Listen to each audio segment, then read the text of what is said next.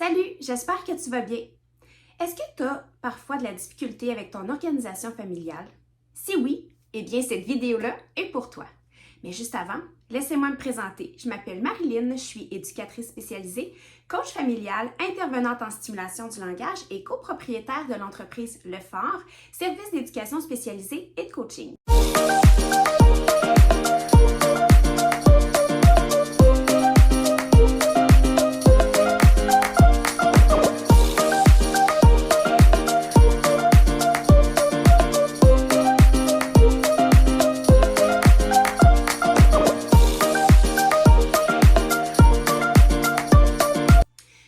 Pour toi, mais pour moi qui est maman de deux jeunes filles de 11 ans et 9 ans, bon, pas si jeunes, presque ados, c'est pas toujours facile de conjuguer avec l'organisation, avec la planification, avec l'école, avec le travail et les activités de tous et chacun. Donc, j'avais envie aujourd'hui de te partager mes trucs à moi et bien, si ça peut t'aider, tant mieux. Bien, tu peux les prendre et les utiliser et si ça ne respecte pas tes valeurs, bien, c'est important aussi de t'écouter à travers ça et de voir, OK, j'entends ce qu'elle me dit maintenant, de quoi j'ai besoin moi, de quoi ma famille a besoin au niveau de la planification pour que ça se passe mieux. Et si tout va bien au niveau de la planification chez toi, eh bien, tant mieux, c'est ce qu'on souhaite. Donc, la première astuce auquel j'aimerais te parler, c'est la planification et la gestion du temps. Je ne sais pas pour toi, mais moi, mes enfants sont toujours du genre « Qu'est-ce qu'on mange pour souper? Maman? » C'est quoi qu'on a comme collation aujourd'hui? Donc, moi, ça, c'est un irritant. Je n'aime pas me faire poser cette question-là. Donc, au fil du temps avec mes enfants, dès leur jeune âge, j'ai déjà établi avec eux une routine ou pas une routine en fait, c'est vraiment le menu de la semaine qui était affiché sur le frigo.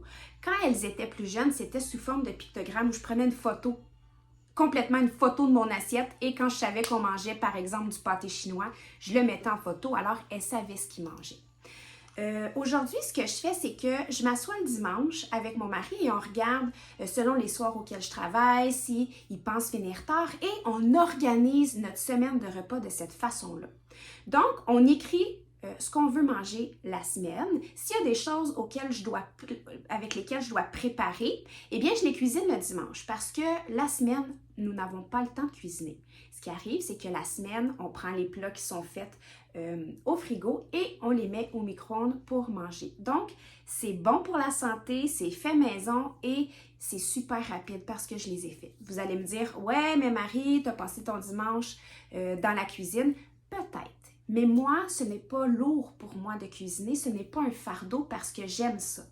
Vous savez aussi qu'il existe des entreprises qui pourraient aussi vous venir en aide au niveau des repas.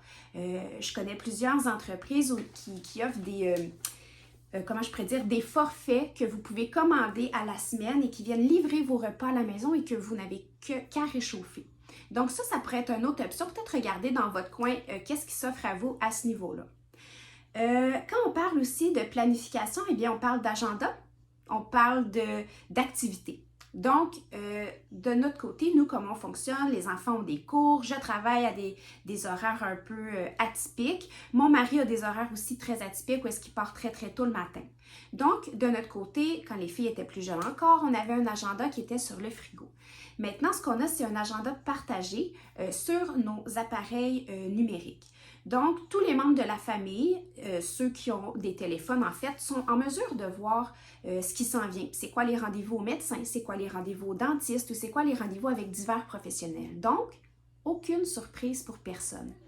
Donc, c'est super intéressant à ce niveau-là de voir au niveau de la planification puis de l'organisation à quel point ça peut décharger notre état mental et ça dirige aussi les enfants un peu vers « OK, ça les rend autonomes d'aller voir sur le frigo qu'est-ce qu'ils ont pour manger comme collation parce que ça aussi, on les écrit. Puis moi, j'ai un bac dans mon frigo où est-ce que j'ai des ficellos, des yogourts, des fruits déjà coupés, des légumes déjà coupés qu'ils peuvent prendre et ça, ils le savent, c'est leur bac de collation.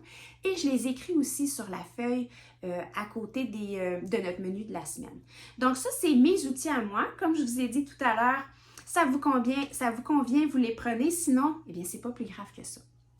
Ensuite, l'autre astuce que j'aimerais te parler, c'est au niveau des tâches ménagères, au niveau de la responsabilisation. Là, vous allez me dire, ouais, c'est moi qui l'ai fait toute seule à la maison. C'est correct, si c'est ce qui vous plaît, tant mieux. Moi, je ne veux pas changer les choses si c'est des choses qui vous plaisent. En fait, moi, je pense que les enfants, selon leur âge évidemment, sont capables de vous aider à réaliser certaines tâches à la maison. Que ce soit d'apporter le bac de poubelle à la rue, que ce soit de vider la vaisselle, que ce soit de ramasser ses vêtements peut-être sur le rack à vêtements et de les plier, ou bien même de ramasser ses vêtements pliés dans son panier à linge et d'aller les porter dans son tiroir. Bref, c'est à vous de vous asseoir avec vos enfants, votre famille, et de départager selon l'âge de tous et chacun qu'est-ce qu'ils sont capables de faire et de faire peut-être des rotations après 1 mois, après 2 semaines.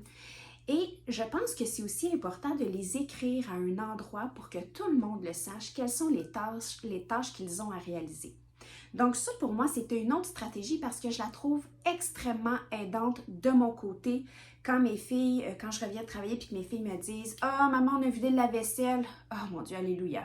Je savais déjà dans ma tête en m'en venant à la maison que j'aurais à vider la vaisselle. Je le voyais comme une surcharge, une tâche de plus à faire. Mais quand j'arrive à la maison et que je vois que les enfants l'ont fait, je suis comme « Ah, super! » Donc, je peux passer à autre chose sur ma to-do de choses à faire. Donc, pour moi, ce sont vraiment mes outils que j'avais envie de te partager.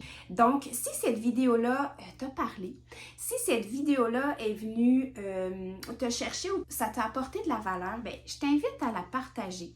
Je t'invite à la partager à un ami, à ta sœur, à quelqu'un de ton entourage que tu sais que ça pourrait aider. Si dans les commentaires, tu as des questions, ça va me faire plaisir d'y répondre. Et si en commentaire, tu aimerais que je te parle d'un sujet, peu importe le sujet en lien avec ta parentalité à toi, au niveau de ta charge mentale, au niveau de l'anxiété, peu importe, bien, je t'invite à l'écrire en commentaire, puis peut-être que ce sera un sujet que je prendrai éventuellement pour venir t'en parler. Donc, je t'invite à une belle planification familiale. Je t'invite à rester zen à travers tout ça et je t'invite à demeurer bienveillante envers toi et ta famille. Donc, je vous souhaite une merveilleuse journée. Bye tout le monde!